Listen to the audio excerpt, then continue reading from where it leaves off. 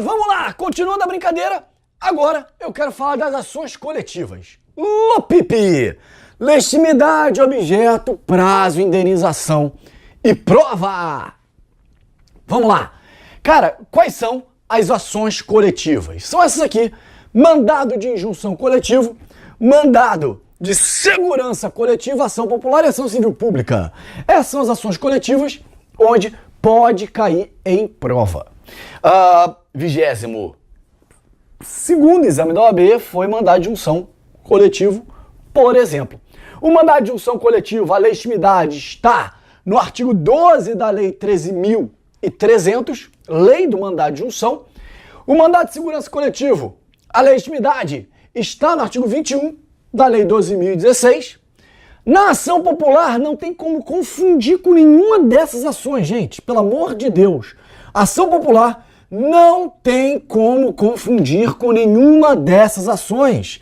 Na ação popular, a legitimidade é do cidadão. Na ação popular, a legitimidade é do cidadão. Além disso, na ação civil pública, temos o artigo 5º da Lei 7347 de 85. Na ação civil pública, temos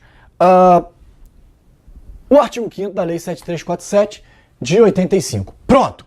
Então aqui nós temos o rol dos legitimados para as ações coletivas. Então, primeiro fator que pode... Porque assim, às vezes você olha uma peça prática profissional e você fala, cara, é uma ação coletiva, eu só não sei qual. Às vezes a legitimidade pode sim ser um fator diferenciador. Por quê? Porque através da legitimidade você consegue saber se é uma ação ou não.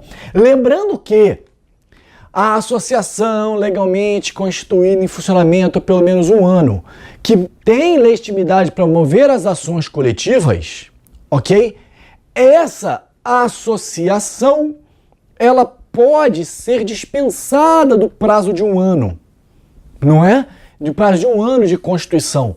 E o que dispensa o prazo de um ano da associação? O que dispensa o prazo de um ano da associação é a questão de se... Está no artigo 5º, parágrafo 4º da Lei 7347. Ele se aplica às ações coletivas. O artigo 5º, parágrafo 4, 7347, como você sabe. E esse fator, ele pode sim ser o diferencial. Outra coisa, cara, todos esses aqui, das ações coletivas, todos eles são legitimidade extraordinária. O que é uma legitimidade extraordinária? Legitimidade extraordinária ocorre quando... Legitimidade extraordinária ocorre quando o legitimado atua em nome próprio na defesa de direito, o quê? Alheio. Quando o legitimado atua em nome próprio na defesa de direito alheio, a gente pode falar tranquilamente que é uma legitimidade extraordinária. Cuidado com isso, por quê? Se esse, inclusive, professor, mas o cidadão também. O cidadão, ele está movendo uma ação popular, ok, porque ele é um cidadão e ele está sendo atingido também com aquela imoralidade, aquela ilegalidade, ok. Mas ele está movendo ação popular não por causa dele, senão ele moveria uma ação ordinária. Ele está movendo ação popular que é para tutelar o interesse da sociedade em geral, e não o interesse dele sozinho. Ou seja, ele é membro da sociedade, então ele acaba sendo beneficiado. Mas a ideia é que ele move em nome próprio a defesa do direito da sociedade. Então, todos eles são legitimidade extraordinária. Para ser ação coletiva, existe a legitimidade extraordinária. Atenção para isso. Por quê? Porque se for legitimidade ordinária, ou seja, a pessoa estiver em nome próprio na defesa de direito próprio, em nome próprio, na defesa de direito próprio, o que acontece? Cara,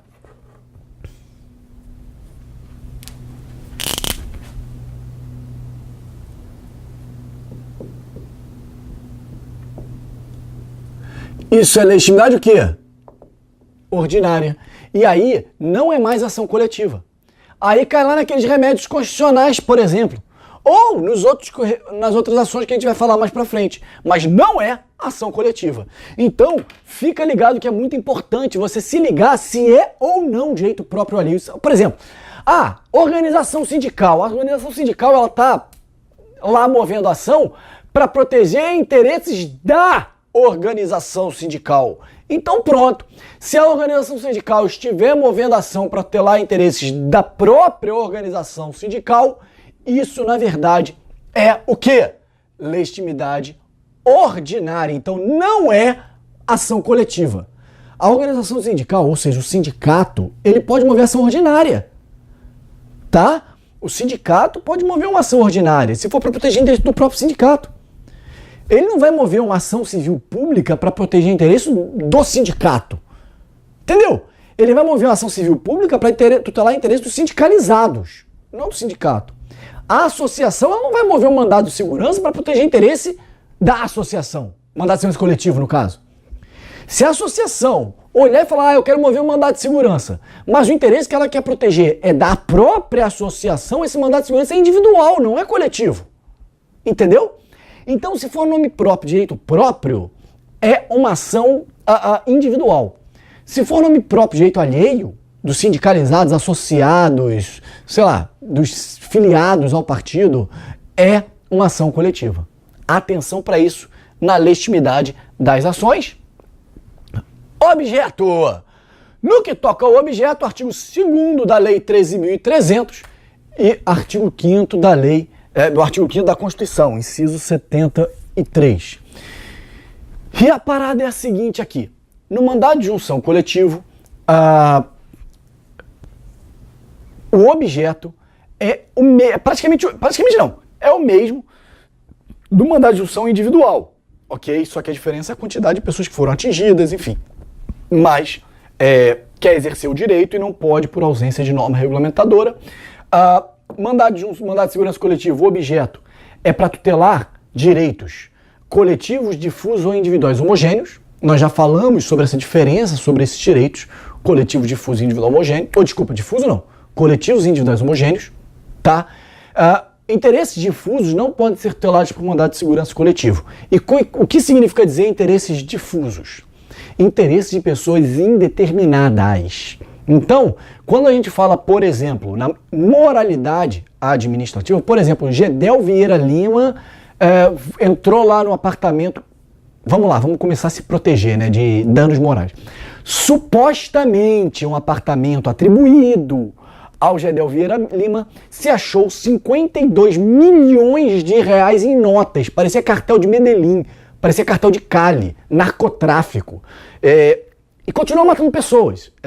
Enfim, nem vou começar a falar de corrupção não, porque eu fico nervoso, cara. Eu perco, enfim, até a razão enfim, quando eu penso quantas pessoas morreram por causa desses sem vergonha, desses genocidas, assassinos, safados. Tem que tudo arder na prisão e arder no mármore do inferno. Vai tudo encontrar o diabo, meu irmão. Enfim, esses diabos aí, foi preso aí o suposto, né? Supostamente o dinheiro era dele. Isso foi uma imoralidade. Foi. Quem se prejudicou? Todo mundo. Eu pago imposto. Eu me prejudiquei. Isso é meu dinheiro que estava lá. Você paga imposto. Então você se prejudicou. Você precisa das ações do Estado e não tem. Então essas imoralidades, isso atinge você. Então, isso, na verdade, não atinge só você, atinge todo mundo, né? Atinge você, mas atinge também a sociedade como um todo. Se acontece isso, nós estamos falando então o quê? De uma imoralidade de direitos difusos. Eu não tenho como individualizar o prejudicado com uma imoralidade. Todo mundo foi prejudicado com a imoralidade. Se todo mundo foi prejudicado com a imoralidade, eu acho que o mandado de segurança coletivo não caberia. Por quê? Porque eu não consigo individualizar o lesado. Sacou? Agora, não, a lesão foi um sindicato, o sindicato sofreu lesão, aí eu consigo individualizar, todos aqueles sindicalizados ali daquele sindicato estão sofrendo um dano, aí eu consigo individualizar os lesados, e aí, esse mandado de segurança é o quê? Coletivo. Agora, no caso, Cara, eu tô falando assim meio gaguejando, pensando, porque, cara, eu tava falando de mandado de segurança, né? Falei, acho que pode cair um mandado de segurança na prova e tal. Mas eu não acho impossível cair uma ação popular não, hein, gente? Por isso que eu tô falando meio viajando aqui, que eu tô pensando nisso. Cara, tudo que está acontecendo... Ah, professor, caiu ação popular não faz muito tempo. Sim, mas qual o problema? Às vezes já caiu mandado de segurança 2 vezes, em 2 peças seguidas. Já caiu recurso extraordinário assim, ó. Foi 8º exame, recurso extraordinário. 9º exame, ação ordinária e mandado de segurança. 10º exame, de novo recurso extraordinário. 12º exame, de novo recurso extraordinário. Então caiu recurso extraordinário, prova sim, prova não. Já aconteceu. Nada impede que agora caia uma ação popular. Bota na lista aí dos meus chutes, ação popular. Gostei. Eu tô falando aqui pensando, rapaz. Mandado de segurança e ação popular são os meus chutes para essa prova. Vocês falaram, qual é o chute para essa prova? É isso aí.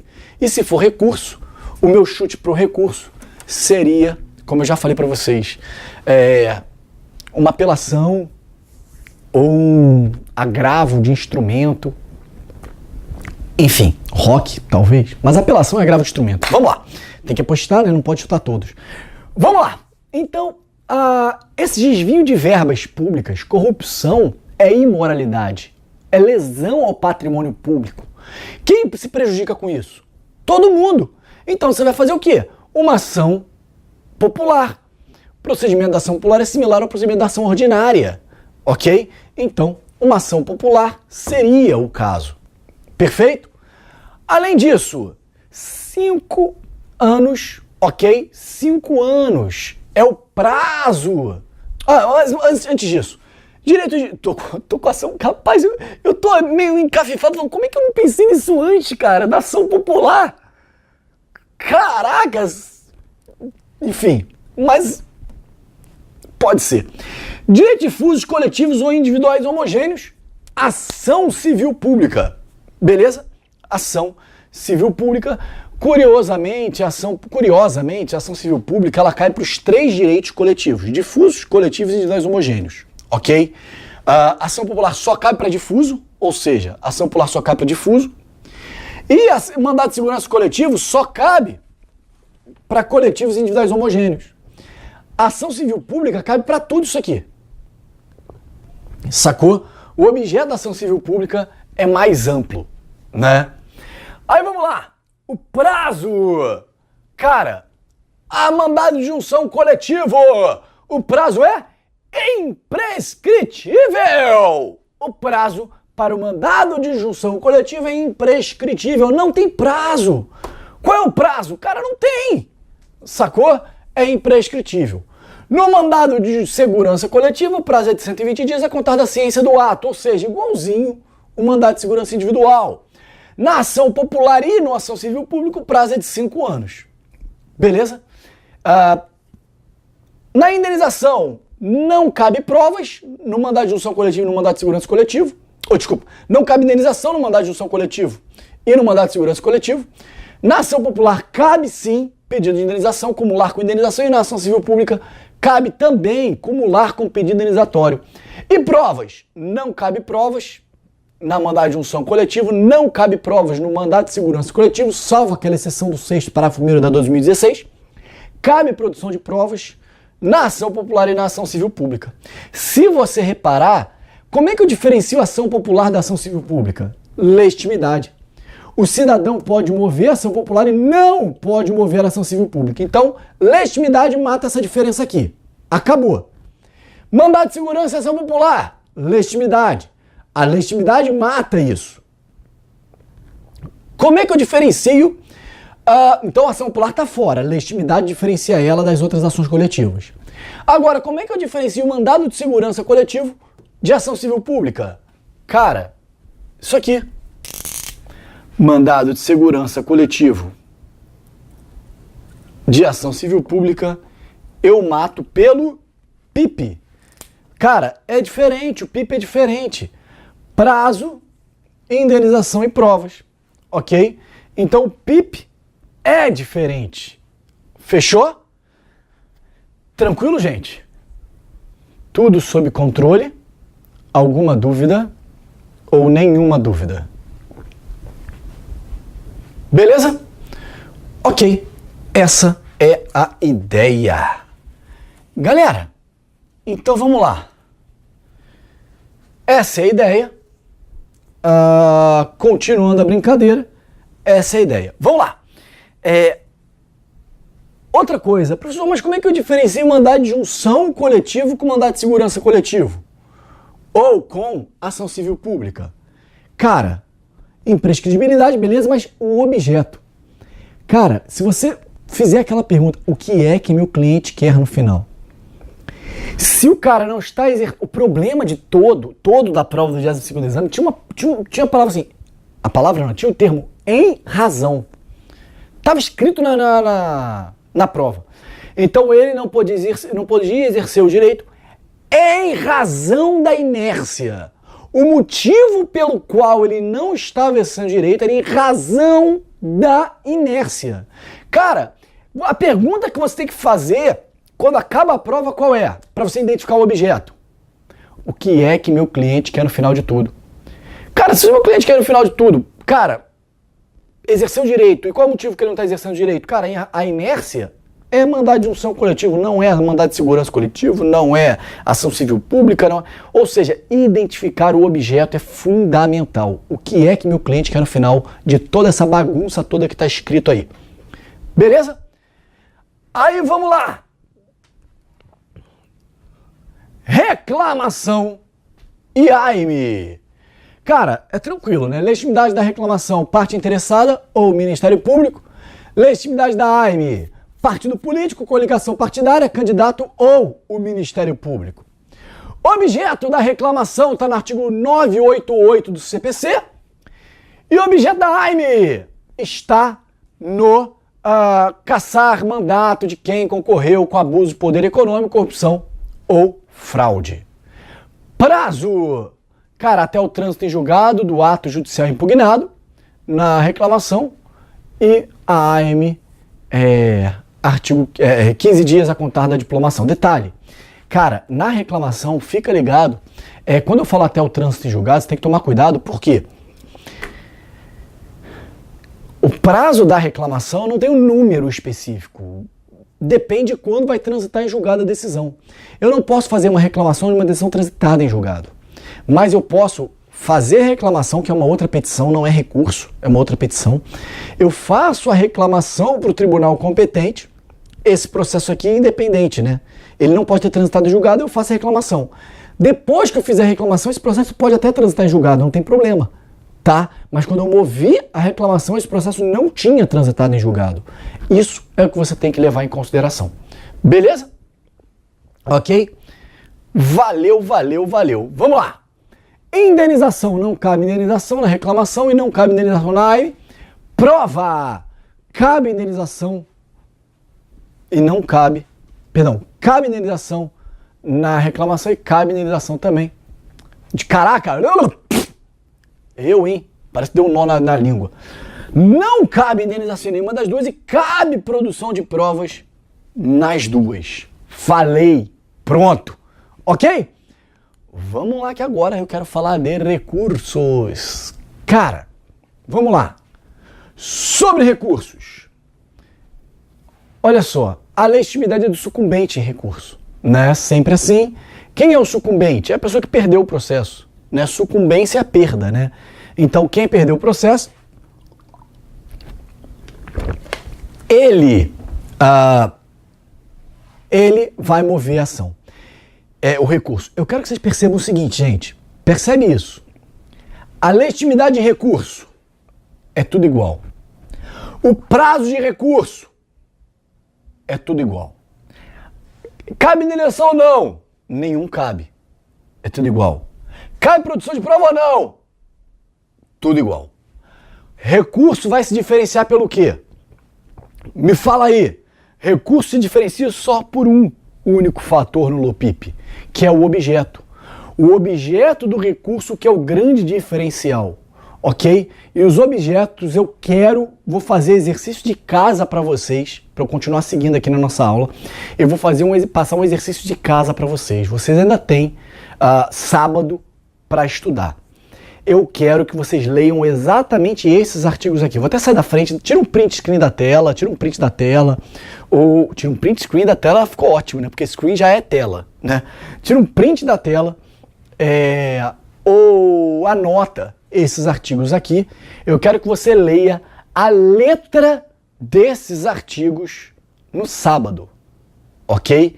Porque a prova é domingo, aí você vai bater o olho no sábado e falar, ah, tá, peguei. Eu quero que você leia a letra desses artigos, ok?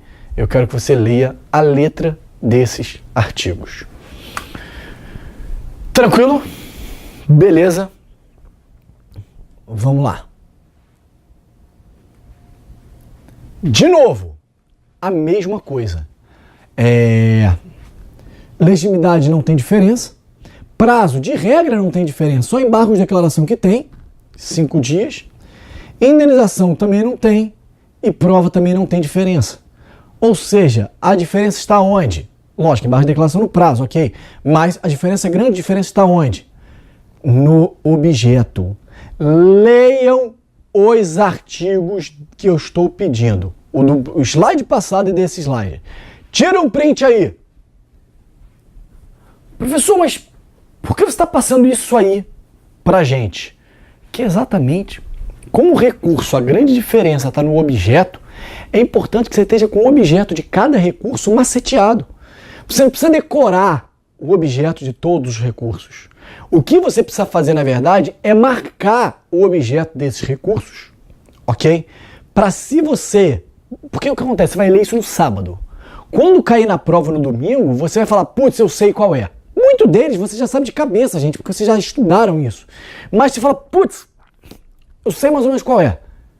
Vai no artigo, dá uma lida e vê se encaixa, tá? Então, todos os recursos vão se diferenciar pelo objeto. Não procura questão de legitimidade, não procura questão de prazo, indenização e prova, tá? O prazo, lógico, é sempre bom você saber que se já passou 15 dias, se não passou, para saber se cabe ou não o recurso, né? Básico. Mas sabendo que embargo de declaração é 5 dias. Tranquilo? Beleza? Então fica ligado nesses pontos. Eu quero que vocês leiam os objetos de cada um desses recursos. Se quiser ler agora, no intervalo, eu vou parar esse vídeo agora. Se quiser ler agora, leia, ok? Não perca a oportunidade. Porque depois você só consulta. Fechou? Combinado? Valeu, galera! Vamos pro próximo bloco.